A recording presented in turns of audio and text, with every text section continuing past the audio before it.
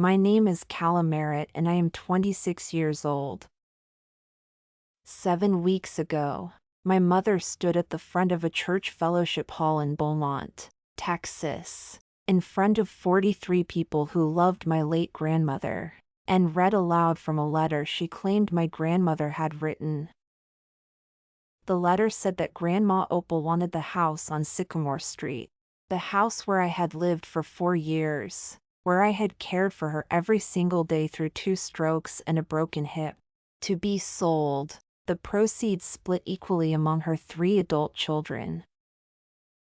My mother read it with one hand pressed to her chest, the way she always held things she wanted you to believe cost her something.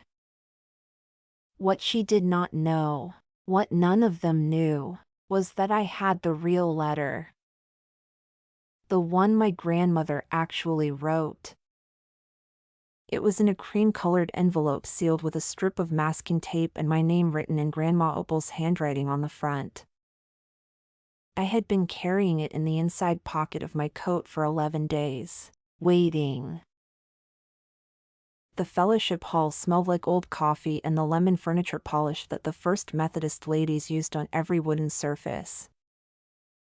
There were 43 folding chairs arranged in rows. I counted them while my mother read. The letter in my coat pocket was 4 pages long, handwritten, dated September 3rd of last year, and notarized by a woman named Patricia Dunn at the UPS store on Calder Avenue. My mother's letter was 1 page, typed, and signed with a signature that did not look like any version of Opal Merritt's handwriting that I had ever seen in 63 years of birthday cards, grocery lists, and recipe notes. But here is what my mother did not account for. Grandma Opal had been a schoolteacher for 31 years. She had spent her entire adult life teaching children to read carefully, to notice the difference between what a thing said and what a thing meant. She had applied that same precision to the last 2 years of her life. She had been preparing, quietly, the way she did everything. And she had made sure that when the time came, the truth would not need me to raise my voice to be heard. It would simply need to be read. Before I tell you what happened when I opened that envelope in front of 43 people, please take a moment to like and subscribe. Drop your city and what time it is where you are in the comments. I read every single one of them, and I love knowing where you're listening from. Now let me take you back to the spring I turned 22, to a yellow house on Sycamore Street and the woman who taught me that silence could be a form of courage. I grew up in Beaumont, Texas, the middle child of 3, which sounds like a neutral position until you understand how my family worked.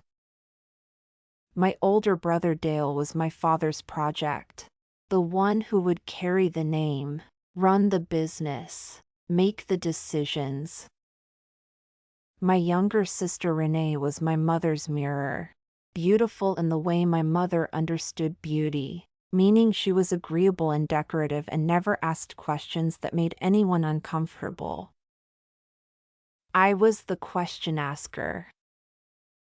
That was the problem with me, according to my mother, Sandra Merritt, who had a gift for identifying other people's flaws and packaging them as character assessments delivered with a warm smile. I asked questions because I was curious. I was curious because Grandma Opal had made me that way.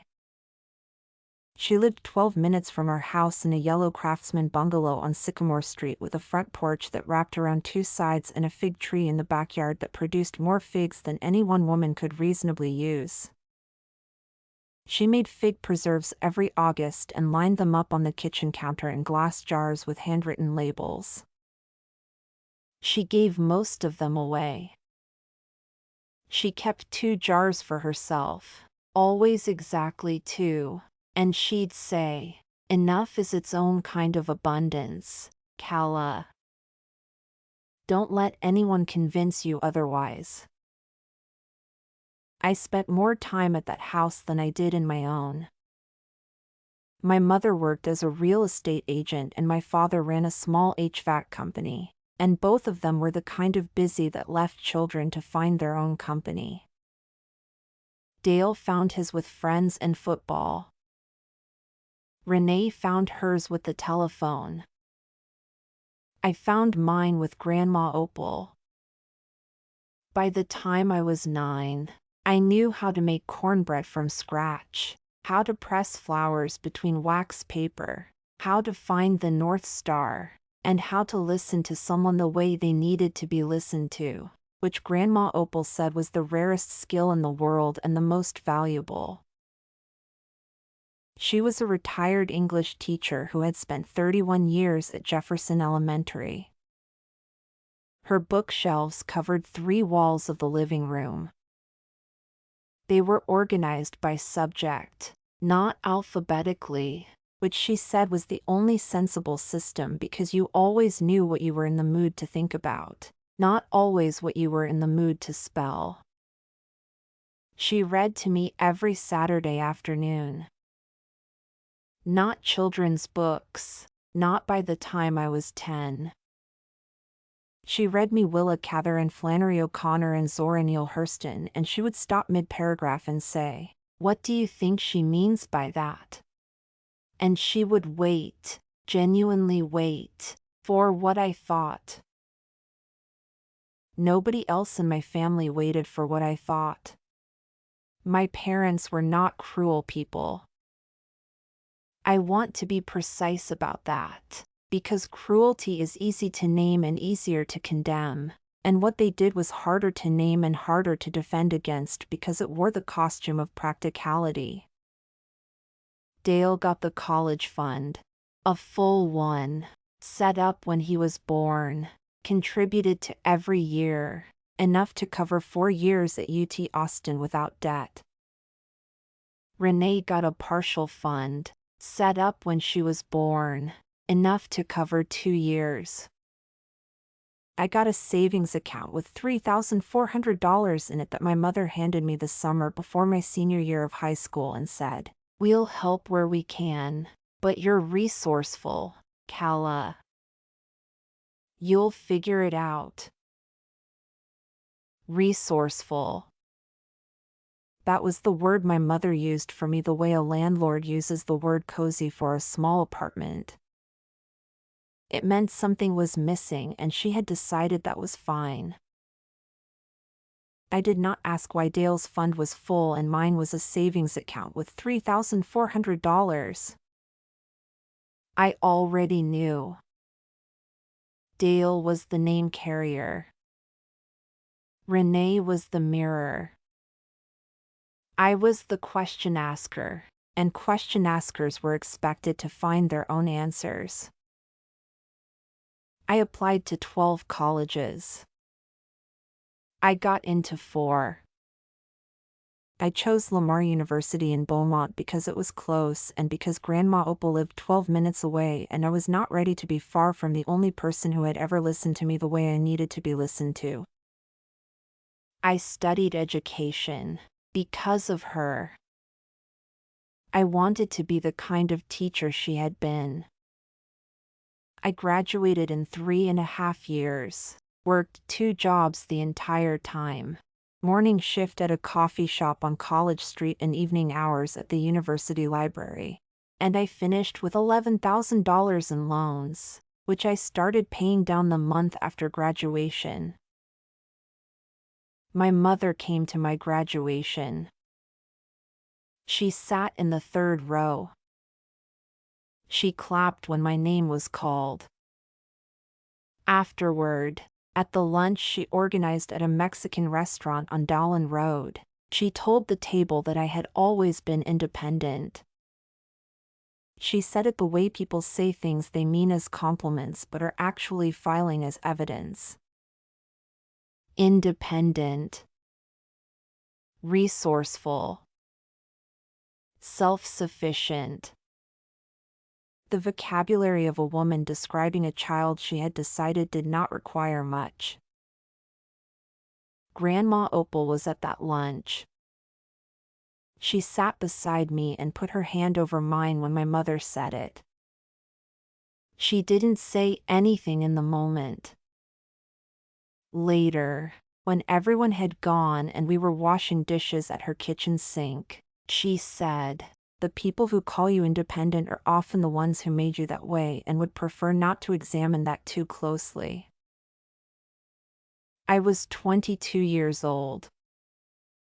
I had a degree in education and a job offer at a middle school in Port Arthur. I had $11,000 in loans and a studio apartment above a laundromat on Magnolia Avenue.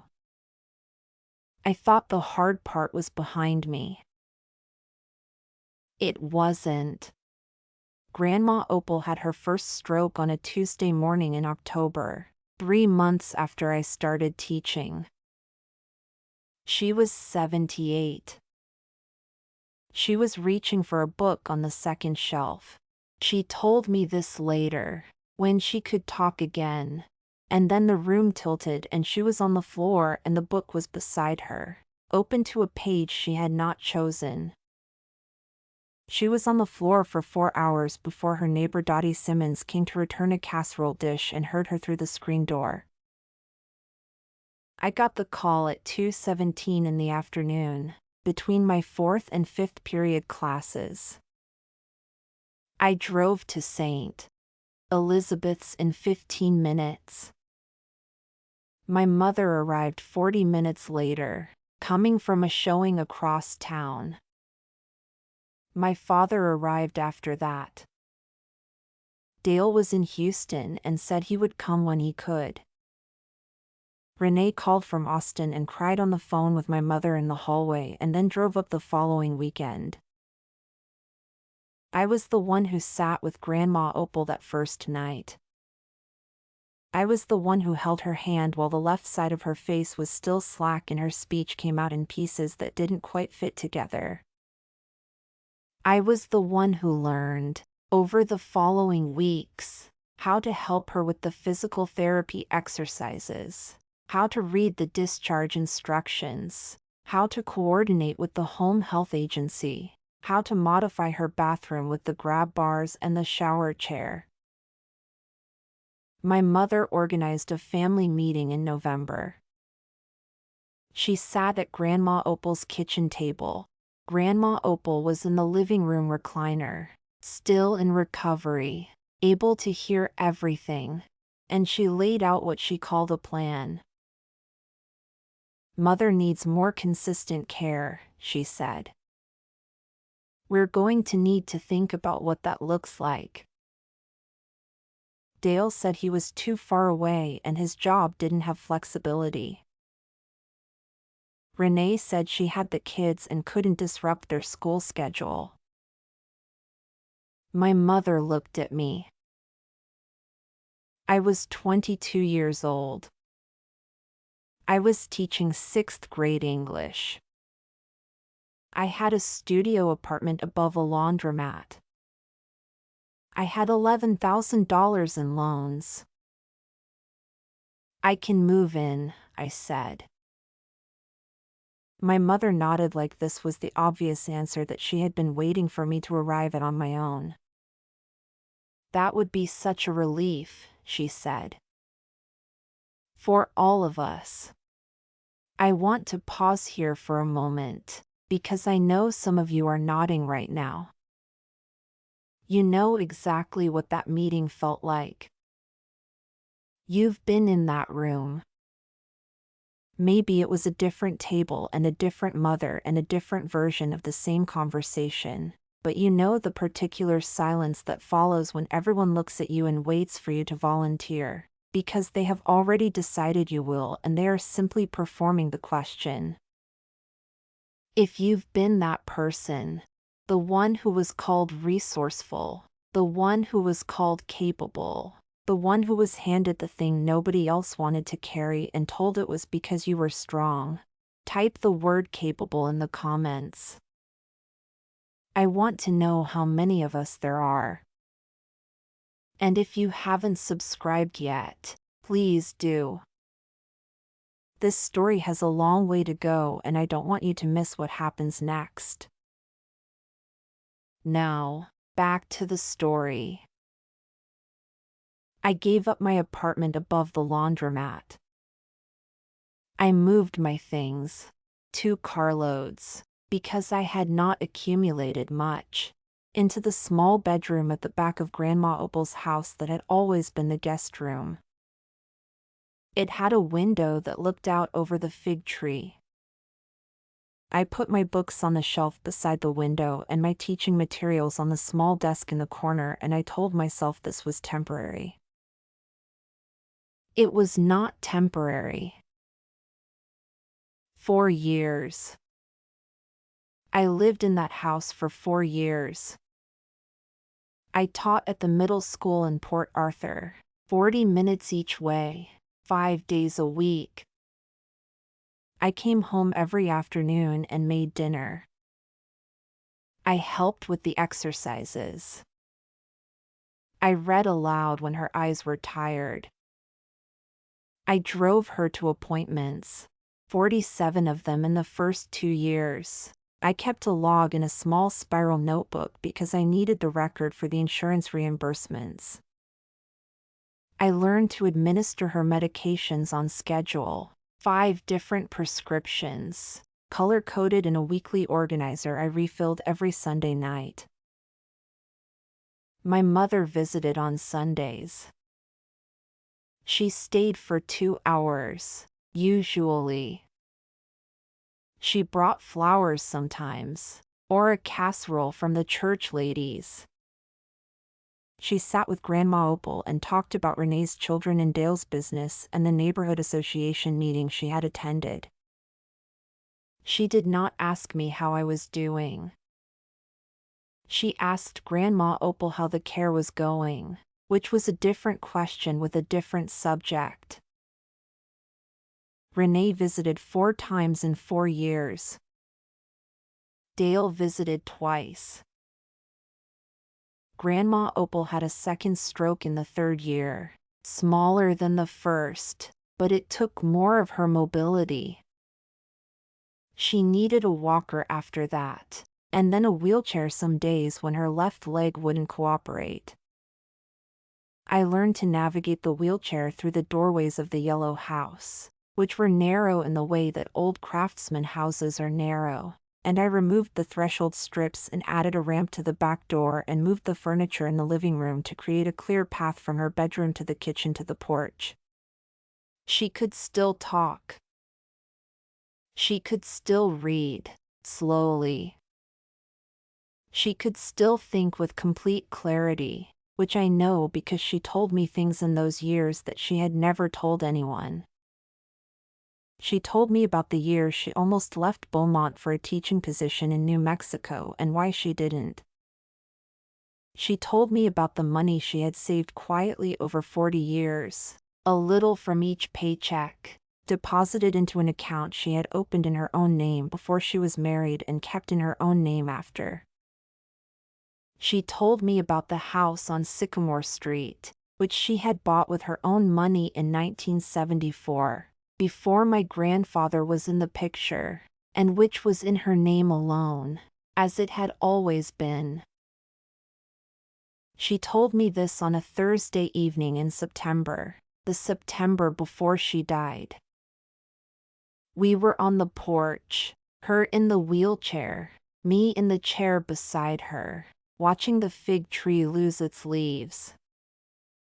She was 82. I was 25. I've made arrangements, she said. She said it the way she said everything important, without preamble, without drama, like a fact that simply needed to be stated. What kind of arrangements? The kind that require a notary. She smiled. It was the smile she used when she thought she was being clever, which she usually was. Patricia Dunn at the UPS store. She's a very nice woman. She has a cat named Biscuit. I asked her if she wanted to tell me more. She said, I want you to know that I see what you've done here. Not just the practical things, though those matter. I see that you stayed. I see that you chose this. I see that nobody else did. She paused. I want you to know that I see it, and I have made sure it is recorded somewhere permanent. I did not ask her to say more. I understood that she would tell me what I needed to know when I needed to know it. That was how she had always operated. Patient and precise, like a very good teacher. She died on a Saturday morning in February, at 6:43 in the morning. I was in the house. I was asleep in the back bedroom and I heard her call my name once, quietly, and by the time I reached her room she was already gone. The hospice nurse arrived at 7:15. I called my mother at 7:20. My mother arrived at 9 o'clock, with Dale and Renee, who had apparently been summoned the night before, which meant my mother had known Grandma Opal was close before I did, which was a detail I filed quietly and did not mention. The weeks that followed were a specific kind of grief that I did not have words for at the time. It was grief for my grandmother, which was clean and true and sat in my chest like a stone I carried everywhere. And it was something else, underneath the grief, which was the knowledge that the house on Sycamore Street, the place I had lived and worked and given 4 years of my life to, was now a subject of conversation among people who had not been there. My mother began those conversations before the funeral flowers were gone. She called me on a Wednesday, 11 days after Grandma Opal died. She used her practical voice, the one she reserved for real estate transactions and difficult conversations she had predecided the outcome of. We need to have a family meeting, she said. About the house and what Mother wanted. What did she want? I asked.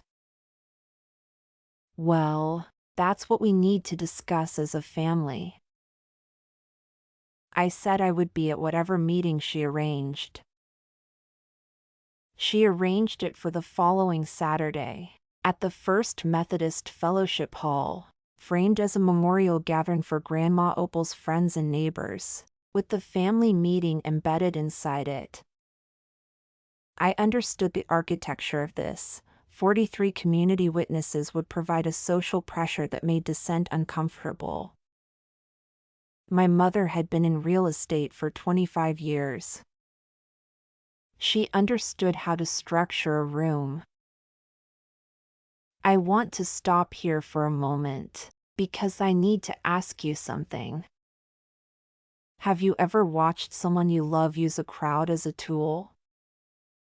Have you ever been in a room where the arrangement of chairs and the presence of witnesses was itself a form of argument? A way of saying, you wouldn't dare make a scene in front of all these people?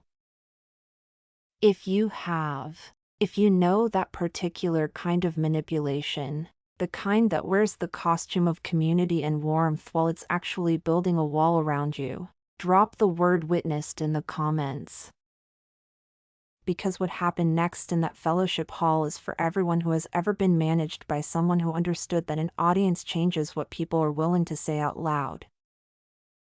And please subscribe if you haven't.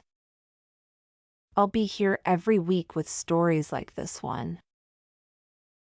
Now, back to the story.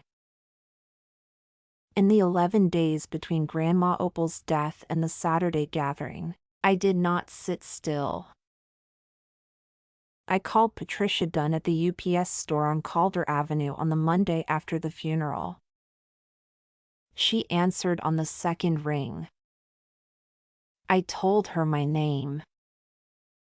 She said, "I've been expecting your call, honey.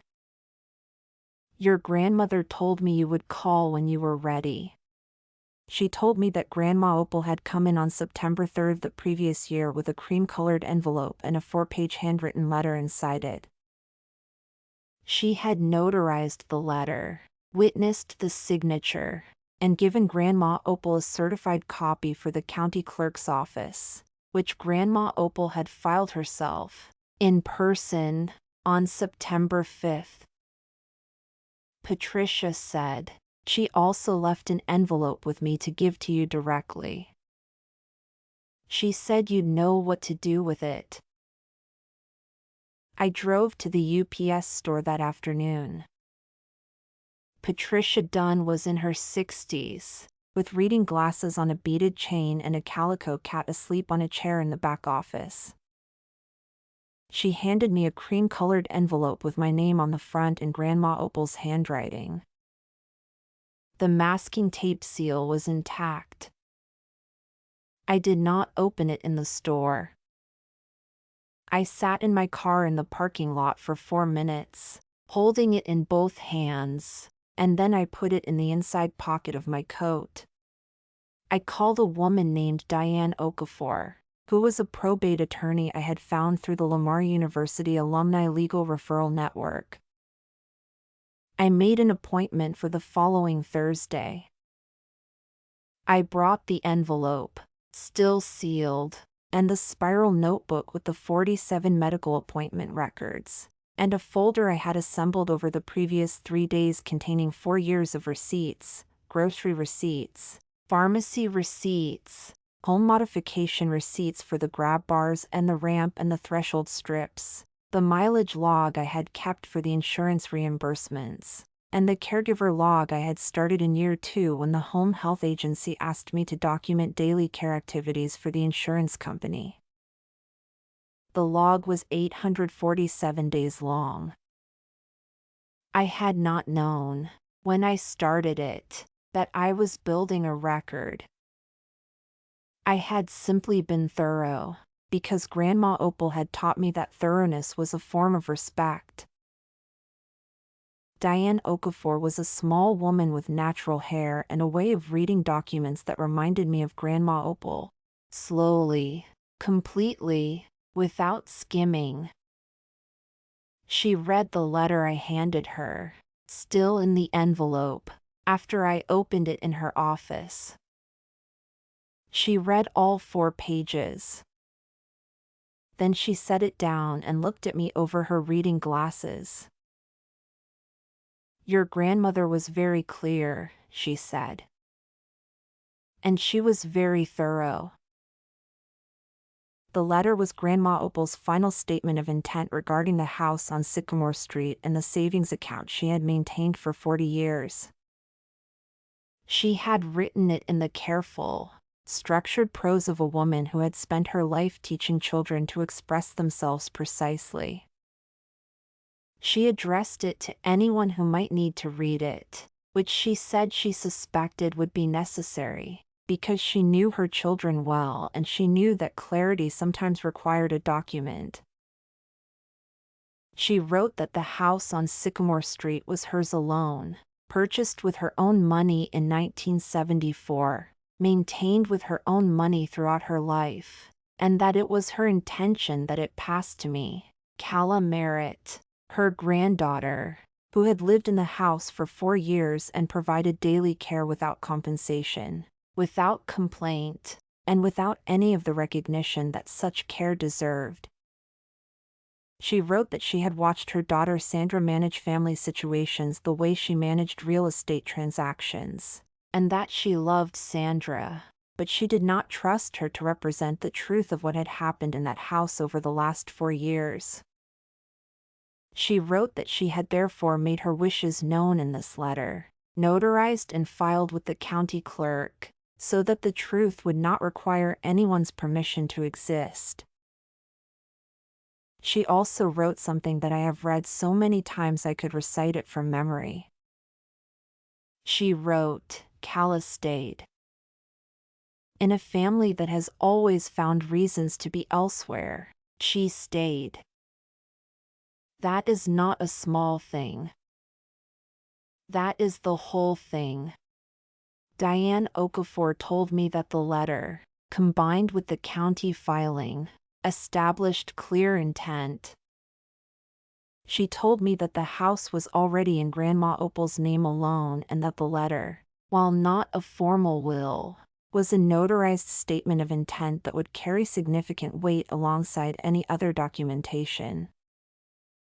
She also told me that Grandma Opal had, in fact, updated her formal will through a different attorney 8 months before she died, an attorney named Robert Fells in downtown Beaumont, and that I should contact him. I called Robert Fells the next morning. He confirmed that he had drafted a new will for Opal Merritt on September 8th, 5 days after the letter was notarized, and that the will was on file with his office. He said he had been waiting to hear from the family regarding the estate and that he would be present at whatever formal reading was arranged. I told him about the Saturday gathering at the First Methodist Fellowship Hall. He said he would be there. I did not tell my mother any of this. I want to be precise about that choice. It was not a strategic silence designed to ambush her. It was a protective silence, the same kind Grandma Opal had used for 2 years while she quietly prepared. I did not tell my mother because I had learned, over 26 years, that information given to my mother was information she would manage. She would reframe it, repackage it, present it to the room in a way that served the conclusion she had already reached. The truth did not need her help. It needed a room and a document and 43 witnesses. Saturday came. I wore a gray wool dress and the small pearl earrings that had belonged to Grandma Opal and that I had found in the ceramic dish on her dresser the morning after she died, placed there, I understood, for me to find. I put the cream-colored envelope in the inside pocket of my coat. I drove to the First Methodist Fellowship Hall and arrived at 10 a.m., 20 minutes before the gathering was scheduled to begin. Robert Fells was already there, standing near the coffee table in a dark suit with a leather briefcase. He was in his late 50s, unhurried, with the particular stillness of a man who had spent decades in rooms where things were decided. I shook his hand.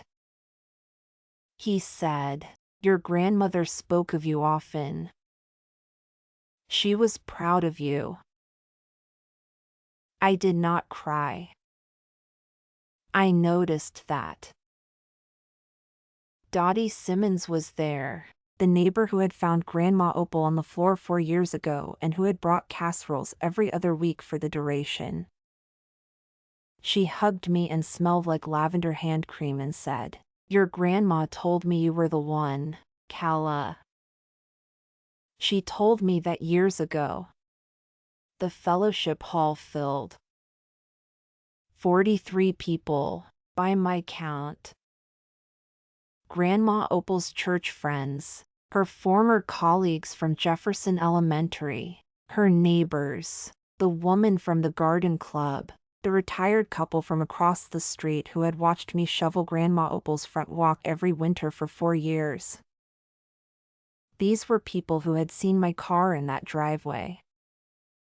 These were people who had watched me carry groceries up the porch steps and wheel the trash cans to the curb and plant the new rose bushes along the fence because Grandma Opal said the old ones had given everything they had. My mother arrived at 10:15 with Dale and Renee. She was wearing a black blazer and the Hermes scarf she reserved for occasions she considered important. She moved through the room with the ease of a woman who believed she was managing it. She hugged people. She accepted condolences. She guided Dale and Renee to seats in the front row and sat between them with her hands folded in her lap. She looked at me once when she came in. She smiled. It was the warm smile, the one that looked genuine to everyone else. The gathering began with a short remembrance led by Pastor Hendricks. People spoke about Grandma Opal, her teaching, her fig preserves, her porch, the way she listened. Dottie Simmons said that Opal Merritt was the kind of woman who made you feel like what you had to say mattered, and that was rarer than people understood. Several of the Jefferson Elementary teachers cried. I sat in the second row and held the pearl earrings between my fingers inside my coat pocket, not the envelope, just the earrings, because I needed something small and real to hold on to. When the remembrance ended, my mother stood. She thanked everyone for coming. She said that the family wanted to share some of Grandma Opal's final wishes, as a way of honoring her memory in front of the community that had meant so much to her. She reached into her blazer pocket and removed a folded piece of paper. 1 page, white, folded in thirds. She unfolded it and smoothed it against her palm. She said that she had found this letter among her mother's things, and that it expressed what Opal had wanted for the family home and the family going forward. She said it in the tone of a woman delivering news that cost her something, which was the tone she used when she wanted you to believe she was being selfless. She began to read. The letter she read said that Opal Merritt wanted the house on Sycamore Street sold and the proceeds divided equally among her 3 children, Sandra, Dale's father Raymond, and Opal's youngest son Gary, who had died in 2019 and whose share would pass to his children. It said that Opal was grateful for the care she had received and wanted all of her grandchildren to share in her legacy equally. My mother read it in a clear, steady voice. She looked up twice, once at Dale, once at Renee. She did not look at me. The room was quiet when she finished. I counted 7 seconds. Then I stood up. I did not raise my voice. I want to be precise about that. I stood up in the gray wool dress with the pearl earrings and I said, "I'm sorry to interrupt. I need to share something." My mother's expression shifted. Just slightly. A compression around the eyes. Robert Fells stood up at the same moment, from his chair near the side wall, and said, "If I may, I'm Robert Fells. I'm an attorney in Beaumont, and I was Opal Merritt's attorney of record for her estate. I believe this would be the appropriate moment to address the formal documentation." My mother said, "This is a family gathering, not a legal proceeding." Robert Fells said, "With respect, Mrs. Merritt, a will reading is both." I reached into the inside pocket of my coat and removed the cream-colored envelope. I held it so the room could see my name on the front in Grandma Opal's handwriting. I said, "My grandmother gave this to Patricia Dunn at the UPS store on Calder Avenue on September 3rd of last year. It is notarized. It is also filed with the Jefferson County Clerk's office. I would like to read it." My mother said, "Calla, this isn't the time." Sandra. Robert Fell's voice was quiet and final. "Please let her read it." I read all 4 pages. I read them in the same clear, steady voice that Grandma Opal had used when she read to me on Saturday afternoons. I read the part about the house on Sycamore Street and Grandma Opal's intent. I read the part about Sandra and the way she managed things. I read the part about 4 years of care and the word stayed. I read, Calla stayed. In a family that has always found reasons to be elsewhere, she stayed. That is not a small thing. That is the whole thing. The room was very quiet. Dottie Simmons made a sound that was not quite a word. My mother said, "That letter is not legally binding. It's a personal note." Robert Fells opened his briefcase. He removed a document in a blue legal cover and said, "This is Opal Merritt's last will and testament, signed September 8th of last year, witnessed and notarized, filed with my office. It is entirely consistent with the letter Calla has just read." He paused. "The house on Sycamore Street passes to Calla Merritt. The savings account, valued at $94,000, passes to Calla Merritt. There is a separate bequest of $5,000 each to Dale Merritt's children and to Gary Merritt's children. There is no bequest to Sandra Merritt, Raymond Merritt, or Renee Merritt, a decision your mother made deliberately and documented in a separate letter of explanation that I will make available to any party who requests it through proper legal channels." Dale said, "What?" Renee said, "That can't be right." My mother said nothing. She stood at the front of the room with the typed letter in her hand, and she said nothing for a very long time. Her face was the color of the white linen tablecloths at the Belvedere. Her hands were completely still. I watched her. My hands did not shake. I noticed that. The 43 people in the fellowship hall were also very still. Dottie Simmons had her hand over her mouth. The retired couple from across the street, the ones who had watched me shovel the front walk for 4 winters, were holding each other's hands. 2 of the Jefferson Elementary teachers were looking at my mother with an expression I recognized from every classroom I had ever been in, the expression of people who have just understood something they should have seen sooner. My mother finally spoke. She said, "Mother was not in her right mind at the end." Robert Fells said, "I met with Opal Merritt on September 8th. I am required, as a matter of professional practice, to assess a client's cognitive capacity before executing estate documents. I found her to be entirely competent. She was clear, specific, and deliberate. She also anticipated this argument and addressed it in her letter of explanation, which I will be happy to share with any attorney you retain."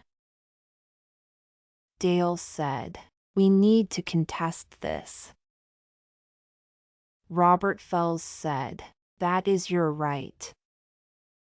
You should be aware that the will was drafted and filed 8 months before Opal's death, that the notarized letter was filed with the county clerk 6 months before her death, and that there is a caregiver log documenting 847 days of daily care provided by Calla Merritt, which I understand is supported by pharmacy receipts, medical appointment records, and mileage logs. Any contest will be evaluated against that record. My mother looked at me. I looked back at her.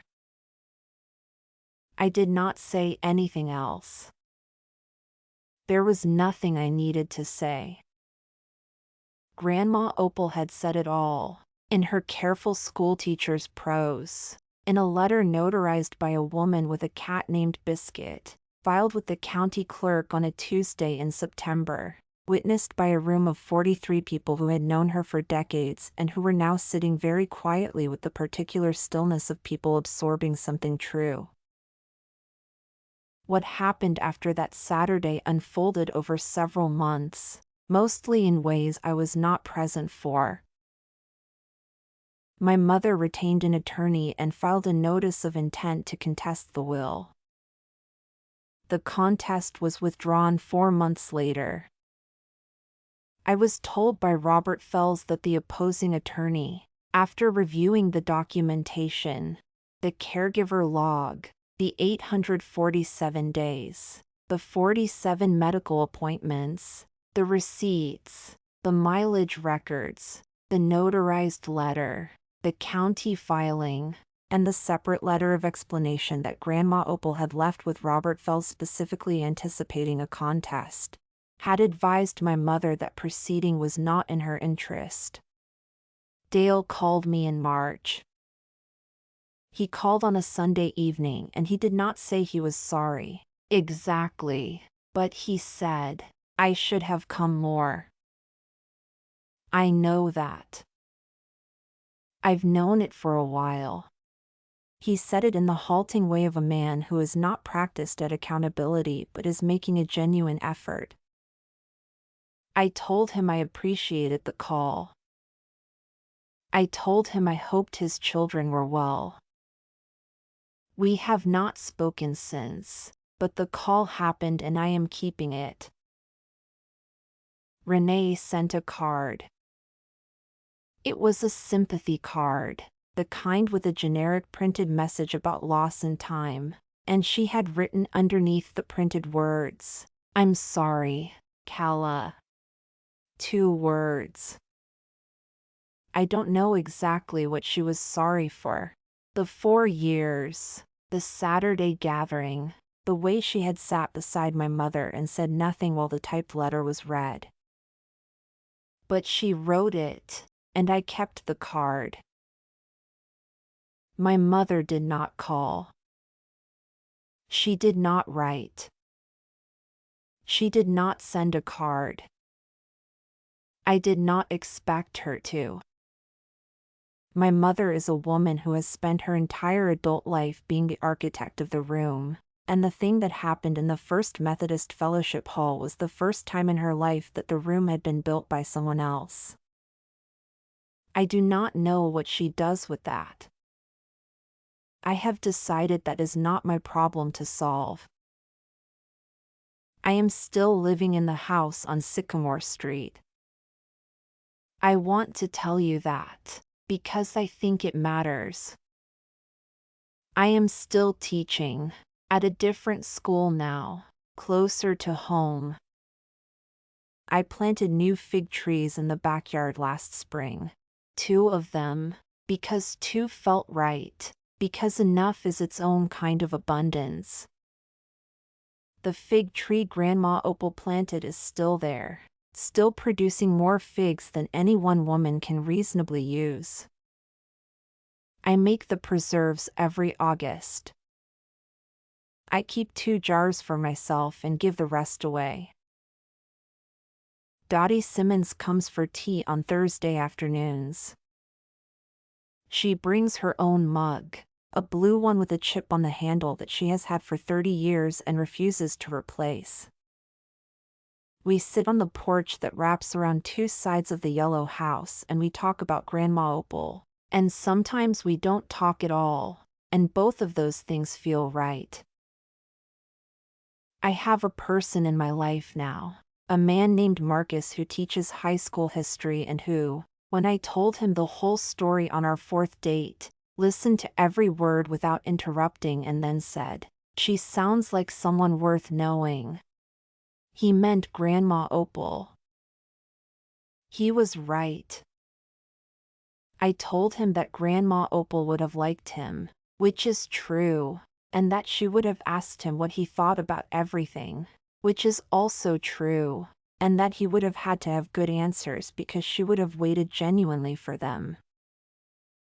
He said he would have been ready. I believe him.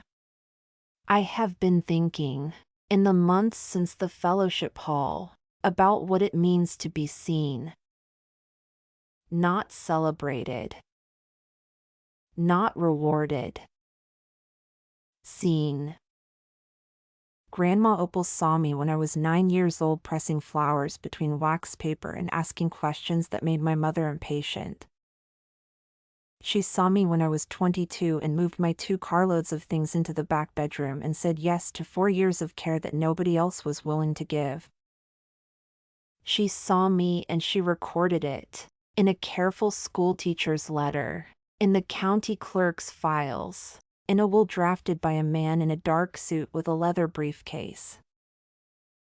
She made the truth durable.